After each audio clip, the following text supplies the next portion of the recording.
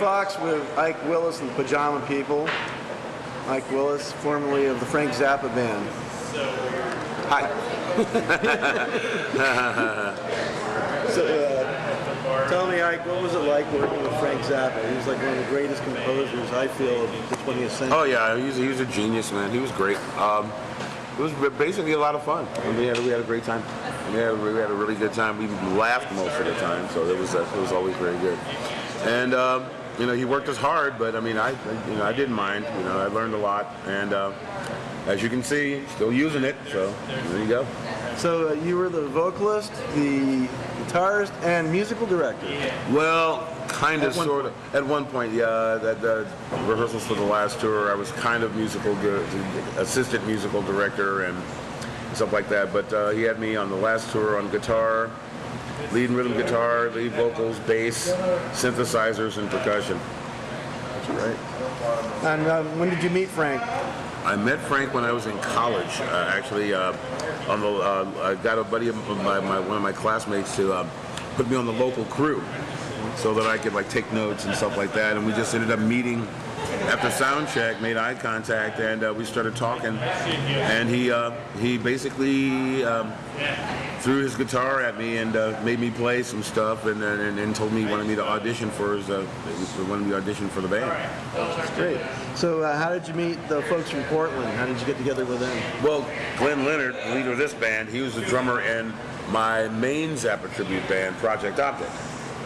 I've got like, well, I had 14 Zappa tribute bands all over the world. It's down to about like 10 or 12, about 10 right now. And let's see, we met his wife, Allie, in the middle of a Project Object tour. Brian, our bass player, I've known him for, almost 20 years, because I used to live in Portland. I lived in Portland for about 17 years. From starting after the '88 Zappa tour and stuff like that. And Ted is also from Portland, so that's where I know those guys from. That's cool. So I remember reading a couple of quotes from Frank, and I kind of wanted to get your opinions on these. One of the things he says is, without deviation from the norm, progress is not possible. That's very true. And he also says stupidity is the basic building block of the universe. Pretty much, yeah. The stupider the better? Yeah, the stupider it is, the better we like it. Yeah.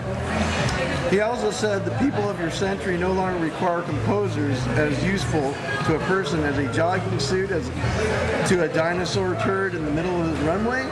Pretty much, yeah. You think it was like slamming rap music? Well, that's the thing. Actual composers don't get cut any slack these days. Now, just about anything passes for music, even when it isn't music. It's amazing that he fought for civil liberties, with the Fifth Amendment. Well, he was a libertarian. Yeah, he was a libertarian when just up until the time that he died. We were going to run for, run him for president and all this stuff, and the libertarians picked him for their ticket and everything. He might have won. Yeah, you know what I'm saying? Yeah. Well, look what's happening now. Well, if they're going to run Ralph, Frank's just as good of a candidate. Just as good. I think better, because I mean, especially since over the last 8 years or so, the America's been severely dumbed down, and that which is insane. That's why all this insanity's going on anyway. No kidding. Yeah. So in his earlier works, such as Reuben and the Jets, it seems he was really influenced by doo-wop music. Did that carry over with That was his heart, man. Oh, yeah. Doo-wop was his life. I mean, I've never seen... he actually had the largest doo-wop collection that I've ever seen. Wall-to-wall, floor-to-ceiling. He had all the groups, the boy groups, the girl groups, the bird groups, the dog groups, the cat groups, every doo-wop group imaginable. He had them all. And I imagine they were immaculate.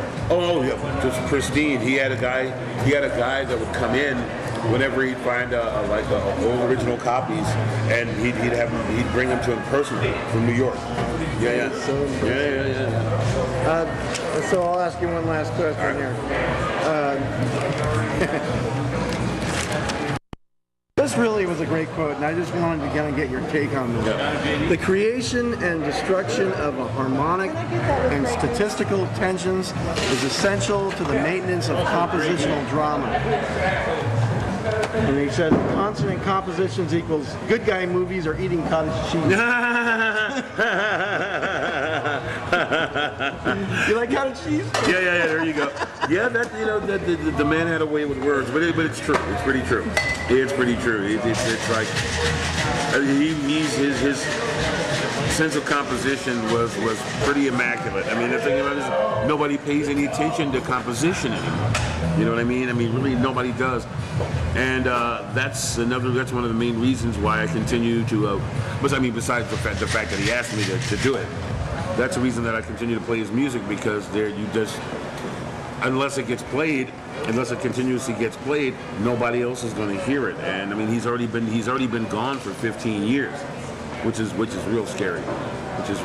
And the fact that just keeping it alive any way I can, it just kind of helps toward that end. You know what I mean? It's got to be done. It's got to be done. I mean, it's like the same. People still play Bach and Beethoven and Rachmaninoff and all that stuff. And Frank is. I consider him in the same category. Definitely in the same league. He's in the same league, no question about it. I mean, I think he's one of the most important composers, of the 20th century, no doubt about it. And the thing is, he deserves his music to be played over the years, over time, just as much as anybody else does. So there you have it. Well, thank you, Ike Willis. Not a problem. Look forward to hearing you play. Not a problem. Yeah, it's going to be fun.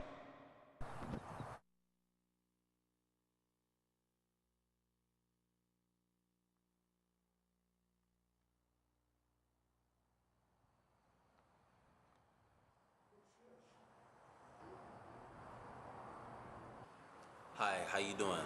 My name is Rashad Johnson, and I'm a member of the Humboldt Rain semi-pro basketball team.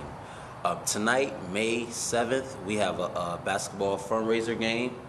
It's just to let everybody in the community come and show and look at the talent, and just come and see older players that you used to see at HSU play, and other players. It's a semi-pro team. We play other teams from other areas like Sacramento, Alaska, and also Chico. So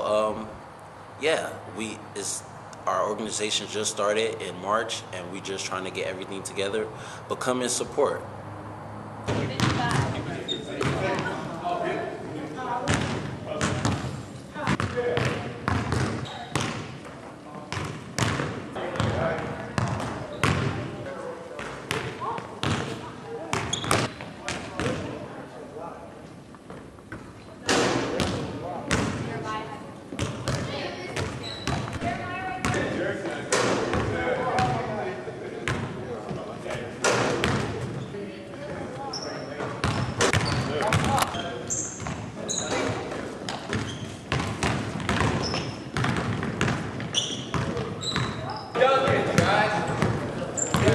My name is Rodney Dickerson, the co-founder, co-director of Humboldt Rain Basketball, and we're doing this to bring some excitement to the community as well as the kids. We want to help the kids out in every way, shape, or form we can to help hone their basketball skills.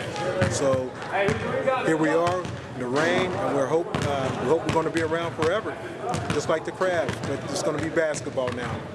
So please come out and enjoy the games when we do have them here locally, and we look forward to you.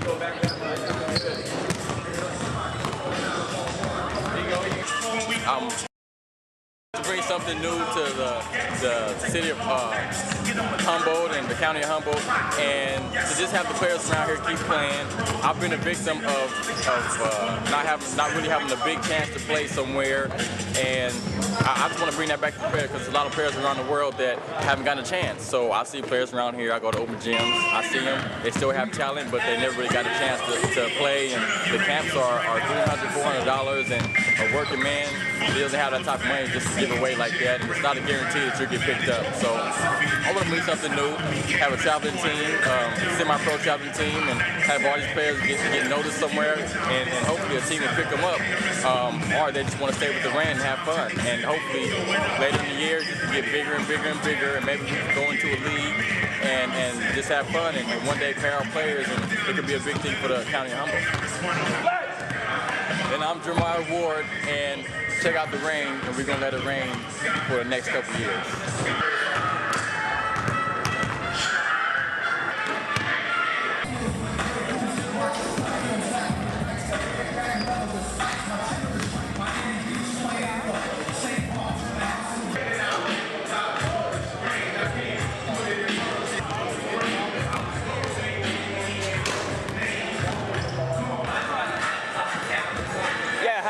Parnell. I'm been a big fan of HSU basketball for many years, and I really like watching Jeremiah Ward play. He's kind of putting this thing together here with the Humboldt Rain, and I'm really excited to see what they have to offer us coming up. This is going to be fun, something we needed in Humboldt County.